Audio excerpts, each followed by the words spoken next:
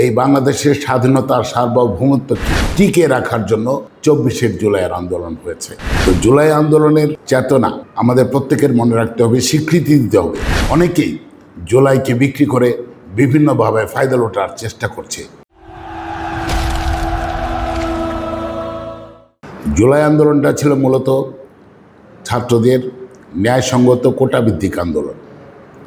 সেই কোটা আন্দোলন থেকেই পরবর্তীতে হাঁটি হাঁটি পা পা করে সেই জুলাই আন্দোলন এক দফার আন্দোলনে রূপ নেয়। সেখানে আমি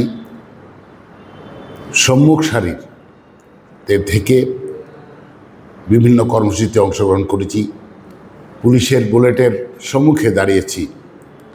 আমি বিগত ২০১৪ সালে কিশোরগঞ্জ সদর উপজেলা পরিষদের চেয়ারম্যান নির্বাচিত হয়েছি, কিশোরগঞ্জের মানুষের ভালোবাসা পেয়ে।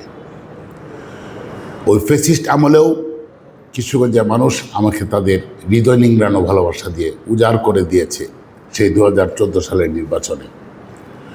২০১৪ সালের নির্বাচনে নির্বাচিত হওয়ার পর তখনকার সময়ে আমি জাতীয়তাবাদী যুবদলের জেলা আহ্বায়কের দায়িত্বে ছিলাম।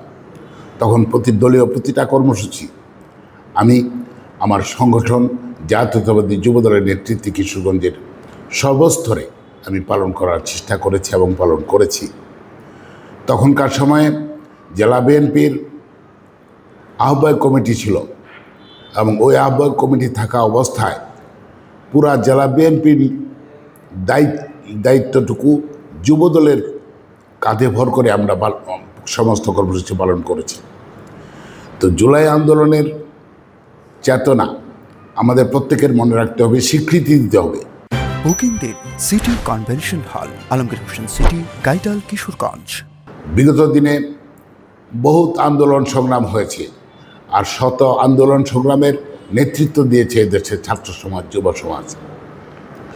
জুলাই আন্দোলনে যে সকল ছাত্র ভাইয়েরা যখন বিভিন্নভাবে পুলিশ নির্যাতন এবং ফ্যাসিস্টের দোসরদের দ্বারা নির্যাতিত হচ্ছে, তখন আমি আমার অবস্থানে আর দাঁড়িয়ে থাকতে পারি নাই। আমি আমার বিগত দিনের অভিজ্ঞতার আলোকে তাদেরকে পরামর্শ দিয়েছি আন্দোলনে তার যৌক্তিক পরিণতিতে কীভাবে, যৌক্তিক পরিণতির লক্ষ্যে কীভাবে পৌঁছানো যায়। তারা আমার কথা শুনেছে। ছাত্রনেতা তখনকার সময় ছাত্র দলের ছেলেরা, যুব দলের ছেলেরা, তার প্রত্যেকেই আমার নেতৃত্বে রাজপথে অংশগ্রহণ করেছে এবং ওই ফ্যাসিস্টকে বিদায় করতে আমরা সর্বশেষ সক্ষম হয়েছি। তো আমি এটাই বলবো, এই যে জুলাই আন্দোলন মূলত এই বাংলাদেশ ১৯৭১-এর স্বাধীনতা যুদ্ধে ৩০ লক্ষ শহীদের রক্তের বিনিময়ে ২ লক্ষ মা বোন ইজ্জতের বিনিময়ে আমরা স্বাধীনতা পেয়েছি। পরবর্তীতে এই বাংলাদেশের স্বাধীনতার সার্বভৌমত্বকে টিকে রাখার জন্য ২৪শে জুলাইয়ের আন্দোলন হয়েছে এবং সেই আন্দোলনের মাধ্যমেই বাংলাদেশ আবার তার ঋত গৌরব পুনরুদ্ধার করতে পেরেছে বলে আমি মনে করি।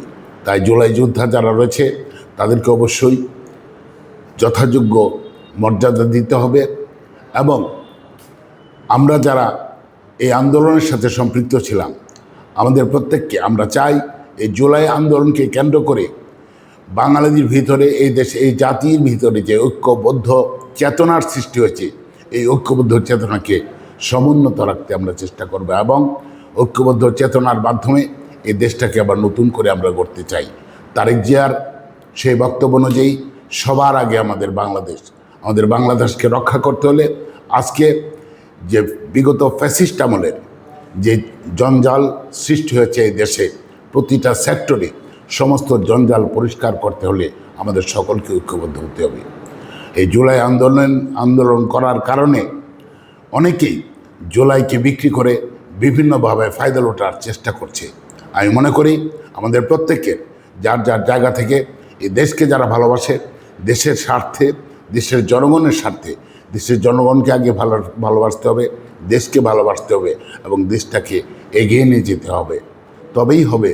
জুলাইয়ে যারা শহীদ রয়েছেন তাদের আত্মার মাগফিরাত কামনা করছি এবং তাদের স্বপ্ন বাস্তবায়নের জন্য এখন আমাদেরকে পদে পদে তাদের স্বপ্ন বাস্তবায়নের কাজ করতে হবে এবং তাদের স্বপ্ন ছিল একটা শোষণমুক্ত সমাজ, একটা কোটামুক্ত বাংলাদেশ এবং যেখানে মেধার মূল্যায়ন হবে এবং শিক্ষিত ছেলেরা তাদের যোগ্যতা অনুযায়ী প্রতিটা সেক্টরে তাদের মূল্যায়ন হবে, এটাই আমি বিশ্বাস করি। আর আজকের এই দিনে আমি মনে করি প্রতিটা জুলাই যোদ্ধার বিদেহী আত্মা মাগফিরাত কামনা করছি এবং যারা পঙ্গুত্ববরণ করেছেন তাদের প্রতি আমি সমবেদনা জানাচ্ছি এবং আমি বর্তমান সরকারকে অনুরোধ জানাচ্ছি যাতে করে ওই জুলাই আন্দোলনে যে সকল ভাইয়েরা শহীদ হয়েছেন এবং যারা আহত হয়েছেন, পঙ্গু হয়েছেন, তাদেরকে যথোপযুক্ত তাদের জন্য ব্যবস্থা করার জন্য বর্তমান সরকারের কাছে আমি দৃঢ়ভাবে দাবি জানাচ্ছি।